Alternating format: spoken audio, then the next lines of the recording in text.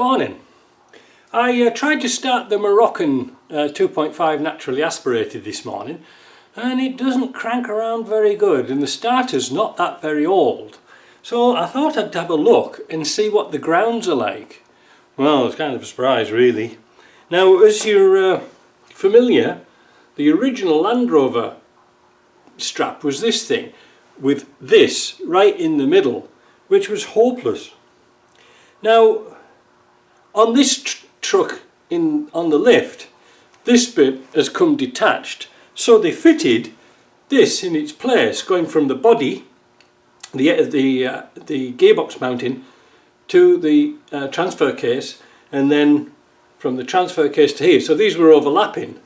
But this is the most pathetic piece of grounding I've ever seen, clamping and ground. Look at this. Horrible, isn't it? So am I going to fit this? No, because it's my last one. And I want to keep it for a little bit. But I thought I'd tell you something about them. Because I actually were a good clamp back in the day. And this nut here should be a Whitworth nut. It should be quarter Whitworth. But obviously over time, because it's a steel nut, it's corroded. But that's what they were quarter Whitworth. And it wasn't a bad little clamp really, except for being a quarter Whitworth. So when I was back in the UK many years ago, I used to go around car boot sales and pick up all these little quarter Whitworth spanners. I used to give them away to people. But yeah, I'm going to hang on to that one. That's a really nice one. So what I'm going to make is a better cable. I've got one here. I just put through the wet bead blaster, but the end's missing, so we're going to put an end on it, but not like this one. And this is just a bit shorter, but it doesn't really matter, because I'm going to show you a place where to put it and make a better ground, because this is going to be a ground from the body or the chassis to the engine. So we're going to have this original one, because this bit's missing as I said. This goes from your battery to your transfer case, and then it's going to go all the way through the transfer case and ground through the front. So without much further ado, let's start to make a cable. Right, what you need is a few little tools. You don't need all that much, but they're handy to have. I got this one from, I don't know, China somewhere. I don't know where it was. Was it Alibaba, AliExpress, Ali something or other? It's a very good tool, very good gearing and things like that, except we're in North America and they have different sizes for the connectors, so they're not quite the same, but they'll do. And a cable cropper. This is really handy. So we want to cut through this cable. Somebody's put a sleeve on it here, so we're going to cut it here. Oop, kind of thick. There you go. And that, what's under here? Let's have a look. What's all this tape doing here? Might find some treasure.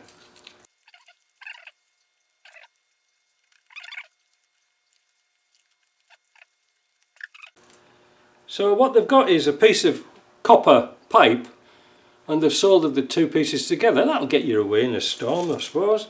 And that's all the tape. So that's kaput. That's rubbish. So what we have is like a Cadbury's selection box of connectors. Yeah, all sorts of different ones. Some humongous and some tiny ones like that. So what I'm going to do is I'm just going to switch off for a minute, and I'm going to bear off this cable and see which one's suitable for this. So there's the cable. Doesn't look too pretty, does it? Let's go and put it in the wet bead blaster. Right, that's cleaned it up quite nice. The wet bead blaster gets in all the little wires and things. So we want a connector. And that one, first one out the box, is going to be great. Now we don't have to worry about the orientation too much, because we can move a cable.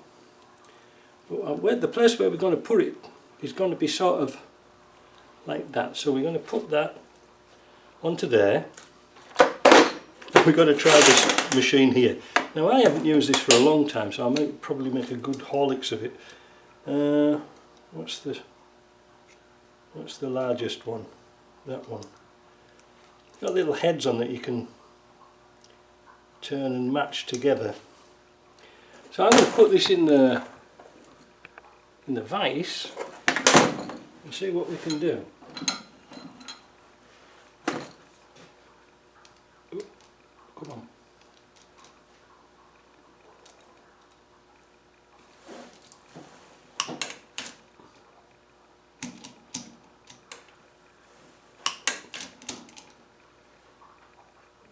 Well, that's got it.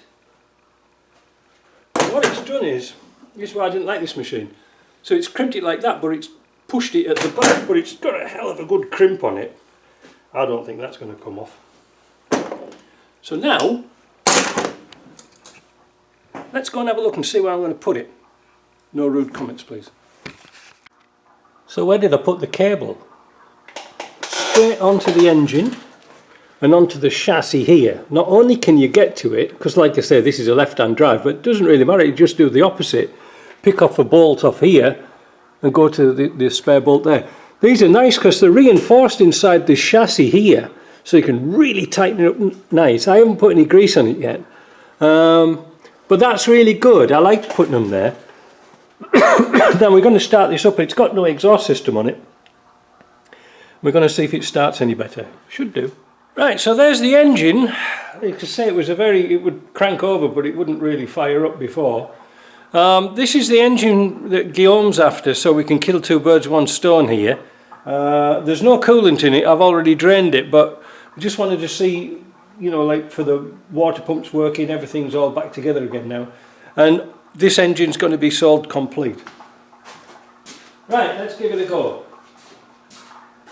I'll tell you what, first of all, we'll try it without glow plugs. We're just going to turn the key.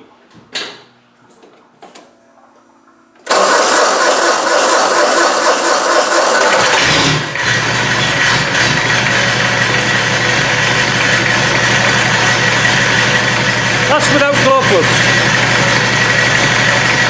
And exhaust.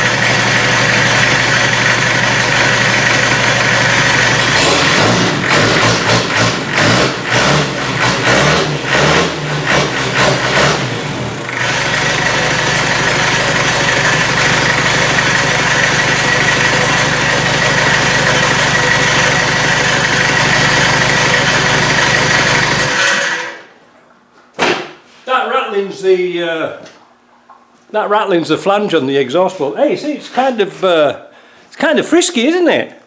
Like I say, Guillaume, you're getting a lot, except for maybe the air cleaner, because I might need that. Yeah. So now we're all happy with that. Now we can take it out. Great. I don't know how we're going to get it out. This is going to be a bit of a tight one, but we'll see on another video. See you later.